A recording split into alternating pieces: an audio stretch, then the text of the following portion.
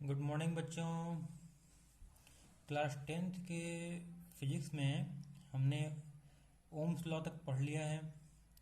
अब Ohm's law पर कुछ सवाल हैं, एनसीईआरटी के एग्जाम्पल हैं, उसको देखेंगे। उसके बाद फिर हम पढ़ेंगे कॉम्बिनेशन ऑफ रेजिस्टर्स। ठीक है, तो चलिए शुरू करते हैं। सबसे पहले हमने एनसीईआरटी का क्वेश्चन लिया हुआ है, how much electric current will a bulb draw from a 220 volt source if resistance of bulb is 1200 ohm। ठीक है, जरा देखिए क्वेश्चन नंबर ए में क्या कह रहा है।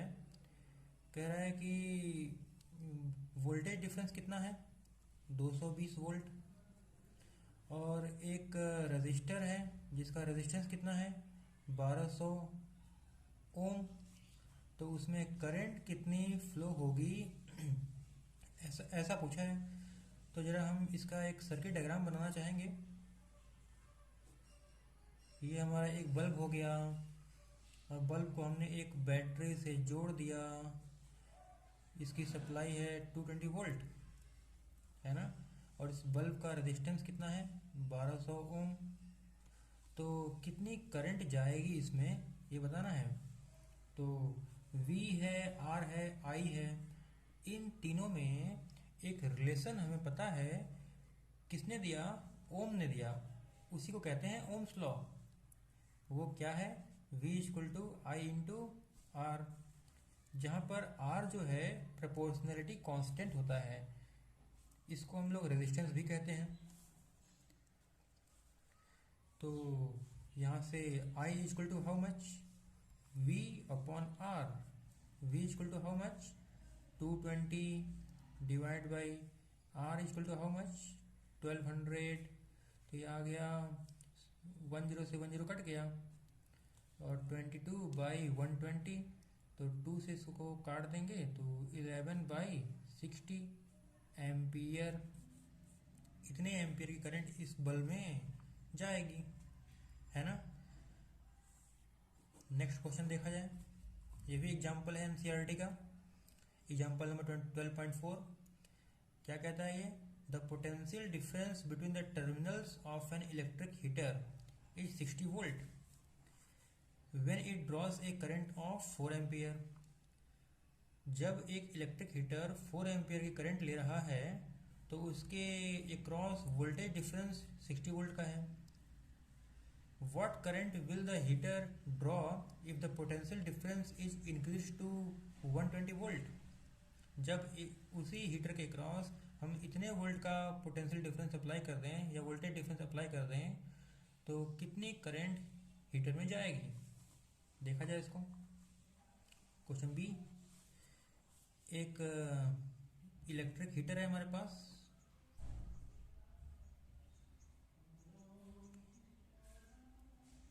ये एक इलेक्ट्रिक हीटर है, ठीक है। इसको हमने एक वोल्टेज सोर्स से कनेक्ट किया है। सपोज दैट V वोल्टेज है और इसमें करंट I फ्लो हो रही है और इसका रेजिस्टेंस R है ना। तो हम लोगों ने देखा कि V इक्वल टू होता है I इंटू आर। तो R इक्वल टू कितना हो जाएगा, V अपॉन I, है ना। कुछ वोल्टेज अप्लाई किया, कुछ करंट फ्लो हुई, तो उन दोनों का ratio something constant that is equal to R, है ना। तो ये V और I का रेशियो कांस्टेंट होता है। V बढ़ाओगे तो I बढ़ेगी, लेकिन रेशियो कांस्टेंट रहेगा, ठीक। तो हम लोग कह सकते हैं दिस इज, जब वोल्टेज V1 हो जाएगा तो करंट I1 हो जाएगी, है ना, लेकिन रेशियो वही रहेगा, कांस्टेंट है, ठीक। तो हम लोग V upon I is equal to V1 upon I1 कर सकते हैं। तो जरा हम देखें कि जब वोल्टेज हमारा कितना वोल्ट है, इसमें 60 वोल्ट, तो करंट कितनी है, 4 एम्पियर। और जब वोल्टेज हमारा 120 वोल्ट हो जाता है तो करंट I1 कितनी हो जाएगी ये निकालना है। तो ये फॉर्मूला अप्लाई करेंगे, ठीक है। तो जरा अप्लाई कर दिया जाए। 60/4 इज इक्वल टू 120/I1। यहाँ से ये कट गया, इससे 2 बार में 4 जाके उधर क्रॉस मल्टीप्लाई करेंगे तो I इक्वल टू आ गया कितना, 2 × 4 ampere, that is I equal to 8 ampere, है ना। तो इलेक्ट्रिक हीटर में अब 8 एम्पियर की करंट जाएगी। ये 2 क्वेश्चन है आपके एनसीईआरटी के on the basis of Ohm's law. अब हमारा अगला टॉपिक होगा कॉम्बिनेशन ऑफ रेजिस्टर्स, ठीक है। कॉम्बिनेशन ऑफ रेजिस्टर देखेंगे हम लोग। ये बहुत ही इंपॉर्टेंट टॉपिक होता है। COMBINATION, कॉम्बिनेशन ऑफ रेजिस्टर्स, ठीक है। रेजिस्टर्स को हम लोग 2 तरह से कंबाइन करते हैं, एक पहला सीरीज कॉम्बिनेशन, दूसरा है पैरेलल कॉम्बिनेशन। तो ये दोनों कॉम्बिनेशन कैसे होता है इसको देखेंगे। पहला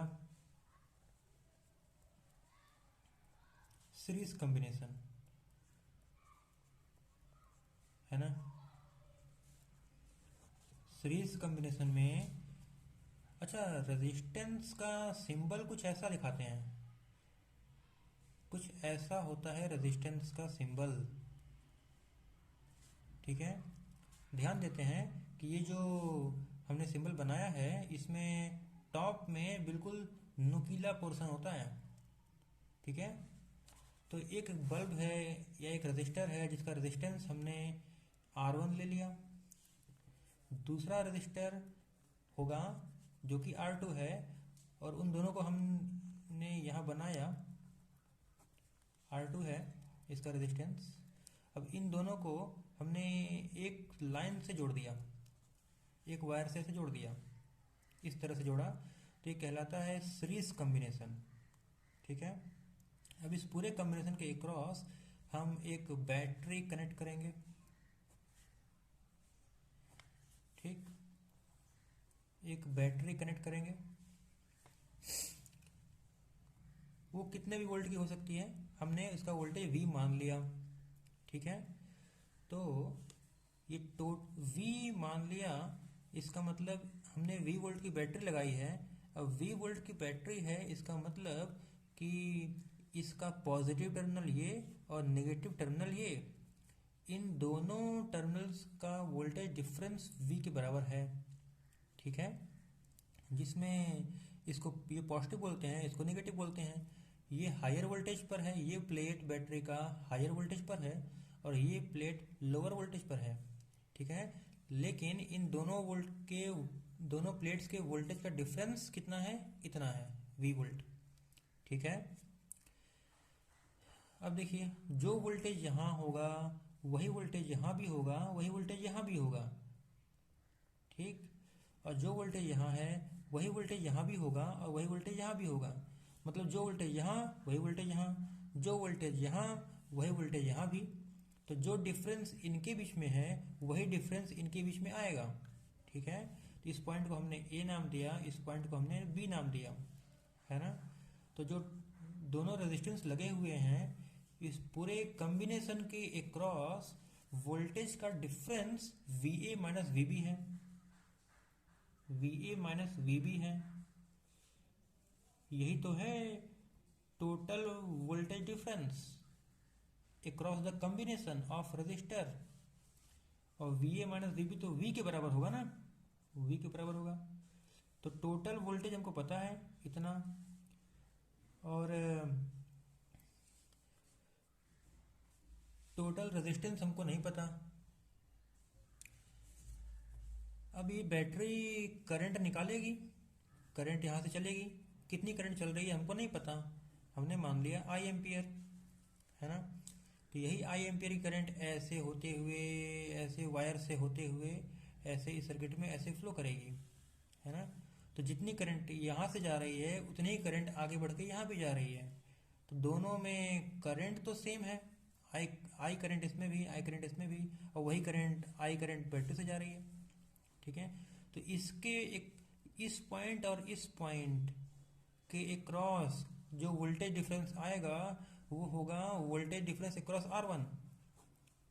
यहाँ का वोल्टेज डिफरेंस हमने मान लिया V1, यहाँ का वोल्टेज डिफरेंस हमने मान लिया V2, है ना। और ये दोनों वोल्टेज डिफरेंस को हम ऐड कर देंगे तो टोटल वोल्टेज डिफरेंस मिल जाएगा हमको, है ना। तो V1 plus V2 is equal to total voltage difference. ठीक है, अब V1 according to Ohm's law from Ohm's law total voltage difference is equal to total current multiply total resistance, और उसी प्रकार से V1 is equal to I into R1, है ना। और जो टोटल करंट है I1 कर लीजिए, और V2 is equal to I2 into R2, है ना। और हम फिगर से देख रहे हैं कि जो करंट R1 में है, मतलब कि जो I1 करंट है वही करंट तो I2 है ना, जो करंट इसमें है वही करंट इसमें जा रही है। तो I1 और I2 दोनों सेम है, तो दोनों को बराबर कर दिया। और जो I1 है वही I2 है, और वही तो टोटल करंट है ना, वही टोटल करंट भी है। तो I1 is equal to I2 is equal to IT is equal to हमने I मान लिया। तो ये तीनों की जो वैल्यूज हमने लिखा है फ्रॉम ओम्स लॉ इस इक्वेशन फर्स्ट में पुट करेंगे। तो V1 के प्लेस पर I into R T, V1 के प्लेस पर I into R1, I into R1 plus V2 के प्लेस पर I into R2, I into R2, और VT के प्लेस पर I into RT, I into RT। I common ले लीजिए यहाँ से, तो I into R1 plus R2 that is equal to I into RT। I से I कैंसिल हो जाएगा, तो R टोटल निकल करके आया R1 प्लस R2। तो अगर दो रेजिस्टेंसेस सीरीज में लगे हुए हैं तो टोटल रेजिस्टेंस अगर आपको चाहिए तो ये फार्मूला निकल के आ रहा है, ये फार्मूला काम करता है टोटल रेजिस्टेंस के लिए। ठीक है, सीरीज कॉम्बिनेशन में है ये। अच्छा, सीरीज कॉम्बिनेशन में अगर हम जरा देखें कुछ और बातें, तो करंट अगर फ्लो होती है तो हायर वोल्टेज साइड से लोअर वोल्टेज की तरफ। ठीक है, तो वोल्टेज का डिफरेंस होगा तभी तो करंट फ्लो होगी, पहली बात। दूसरी बात यह है कि अब अगर डिफरेंस है तो वोल्टेज का, इसका मतलब कि कोई एक साइड हायर वोल्टेज पर है दूसरा लोअर वोल्टेज पर है, तो करंट जो है हायर वोल्टेज से लोअर वोल्टेज की तरफ जाती है। तो करंट इस रेजिस्टेंस में इधर से इधर जा रही है, लेफ्ट से राइट जा रही है। इसका मतलब लेफ्ट वाला हायर वोल्टेज जिसको प्लस से दिखाते हैं, और राइट वाला लोअर वोल्टेज जिसको माइनस से दिखाते हैं। उसी तरह से R2 में इधर प्लस इधर minus, higher voltage lower voltage, current इधर से इधर जा रही है। ठीक है, तो हमने एक चीज़ देखा, सबसे पहली चीज़ कि सीरीज कॉम्बिनेशन में रेजिस्टेंसेस में करंट सेम होगी, पहली बात। और दूसरी बात, किसी एक का पॉजिटिव दूसरे के नेगेटिव से डायरेक्टली कनेक्टेड होगा, इसको नोट करेंगे।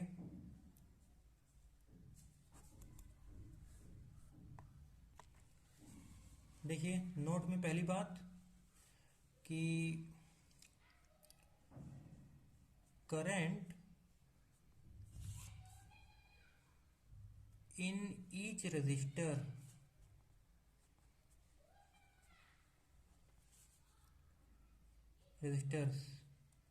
in series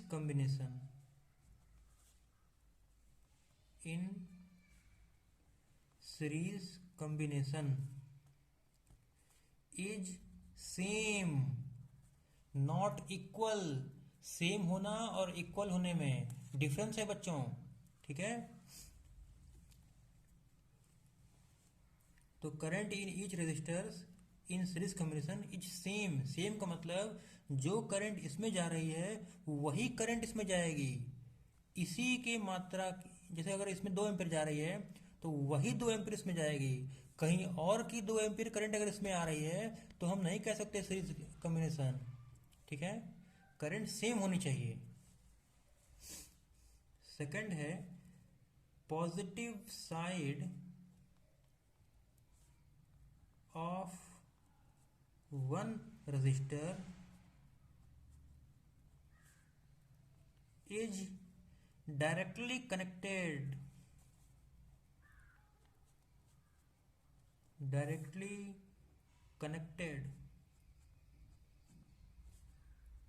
with negative side of second resistor, ठीक है। अगर और भी रेजिस्टेंसेस होंगे सीरीज में तो R total is equal to R1 plus R2 plus R3 and so on, है ना।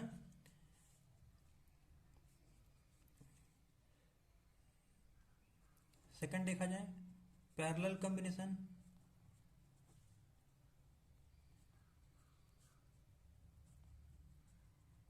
पैरेलल कॉम्बिनेशन रेजिस्टेंसेस का। तो पैरेलल कॉम्बिनेशन कैसे करते हैं बच्चों, देखिए हमने एक रेजिस्टर लिया। रेजिस्टर का मतलब कि कोई बल्ब हो सकता है, कोई इलेक्ट्रिकल एप्लायंसेस कुछ भी हो सकते हैं, सब में रेजिस्टेंस होता है।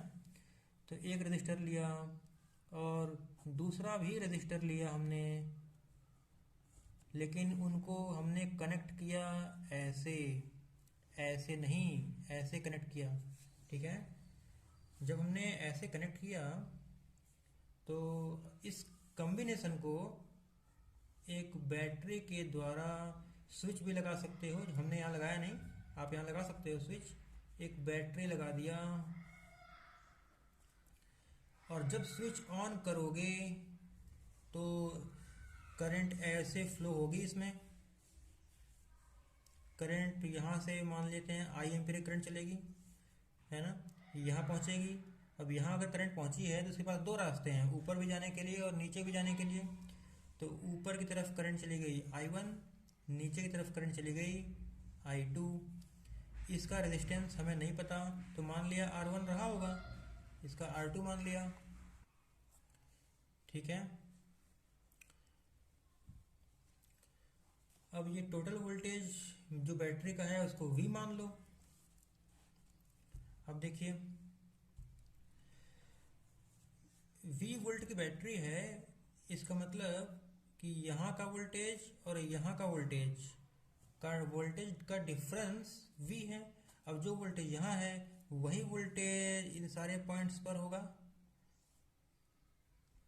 ठीक। और जो वोल्टेज यहाँ है, जो यहाँ है वही यहाँ है, और वही वोल्टेज इन सारे पॉइंट्स पर होने वाला है, ठीक है। तो जो डिफरेंस यहाँ पर आएगा जो कि V के बराबर है, वही डिफरेंस यहाँ भी आएगा, वही डिफरेंस यहाँ भी आएगा, ठीक है। तो इस रेजिस्टेंस के क्रॉस वोल्टेज डिफरेंस अगर हम पूछें तो आप कहोगे V, और इसके क्रॉस भी कितना वोल्टेज डिफरेंस V, ठीक है। और हम लोग फिगर से कह सकते हैं कि I is equal to I1 plus I2। इन दोनों करंट को जोड़ोगे तो टोटल करंट मिलेगी, क्योंकि यही करंट तो बटी है 2 हिस्से में, ठीक है। अब देखो फ्रॉम ओम्स लॉ हम लोग कह सकते हैं कि जो टोटल करंट है I, इसकी जगह total voltage upon total resistance I is equal to V upon R from Ohm's law.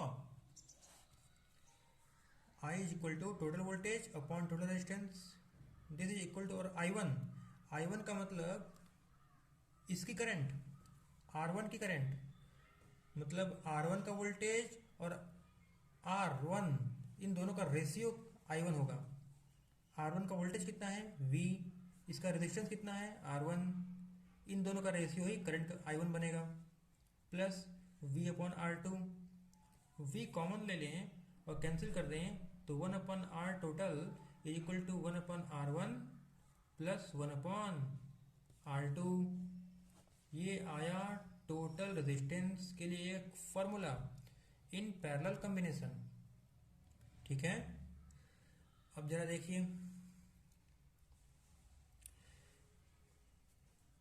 इसमें अगर हम लोग पॉजिटिव नेगेटिव साइड दिखाना चाहेंगे तो करंट की डायरेक्शन को देखते हुए इधर पॉजिटिव इधर नेगेटिव, इधर पॉजिटिव इधर नेगेटिव। तो पैरेलल कॉम्बिनेशन में हमें एक चीज़ दिख रही है कि अगर रेजिस्टेंसेस पैरेलल में हैं तो इनका सेम पोलैरिटी डायरेक्टली कनेक्टेड है, पॉजिटिव पॉजिटिव डायरेक्टली और negative negative directly, same polarity के टर्मिनल्स डायरेक्टली कनेक्टेड हैं। तो इसी को नोट में लिखेंगे, नोट में लिखा जाए इसको, इन parallel combination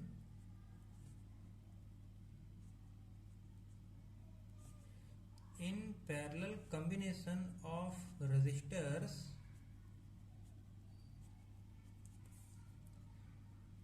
same polarity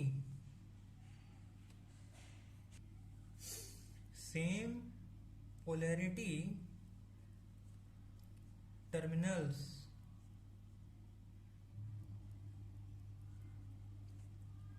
are directly connected,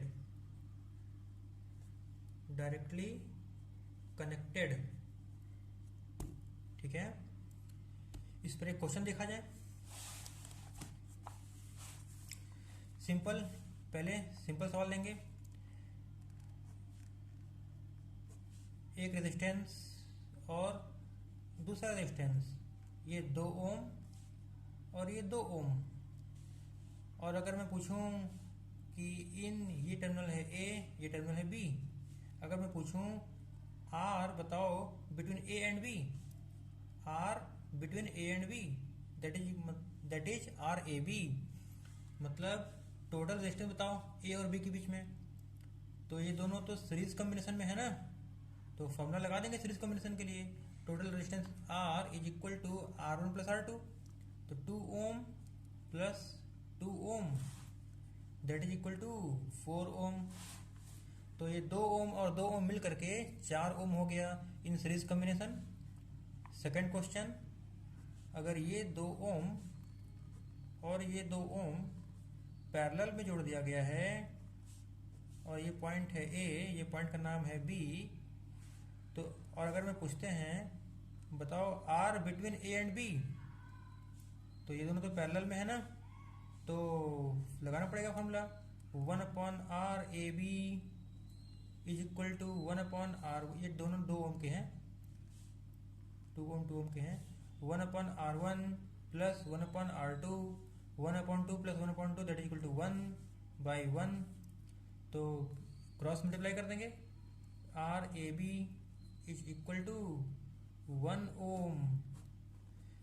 in parallel combination 2 ohm और 2 ओम मिल करके 1 ओम बनता है। ठीक है, अब आप लोग के लिए होमवर्क ये है कि जितना पढ़ाया इसको रिवाइज करो, नोट्स बनाओ और एनसीईआरटी के क्वेश्चंस देखो। ठीक है, एक और क्वेश्चन देख लिया जाए, देखो इसको, अगर कुछ इस तरह का सवाल आ गया, ये 2 ओम और ये भी 2 ओम और ये भी 2 ओम, और ये पॉइंट A, ये पॉइंट B है ना, A और B के बीच में टोटल रेजिस्टेंस अगर पूछा जाए दैट इज RAB, है ना। अब देखो कैसे करेंगे इसको, ये दोनों तो पहले पैरेलल में दिख रहे हैं, तो ये दोनों को मिल करके कितना हो जाएगा वो लिखो पहले, इसको एज इट इज रहने दो। ये 2 ओम वाला इसको ऐसे ही लगे रहने दो। अब इसके आगे जो है कॉम्बिनेशन, इसको निकालो पहले। ये 2 और ये 2 पैरेलल में है, तो पैरेलल में है तो 2 और 2 मिलके 1 होता है, हमने देखा अभी ना। तो ये दोनों मिल करके 1 ओम का रेजिस्टेंस हो जाएगा। तो इसको हटाओ और 1 ओम का लगा दो, ठीक है। और ये पॉइंट है ए, ये पॉइंट है बी। अब ये दोनों तो सीरीज में हो गया ना, तो आर ए बी तो निकाल लेंगे हम। सीरीज का formula R1 + R2, 2 + 1 that is 3 ओम, ठीक है। बस आज के लिए इतना रखेंगे। आप लोग NCERT के सवाल लगाओगे।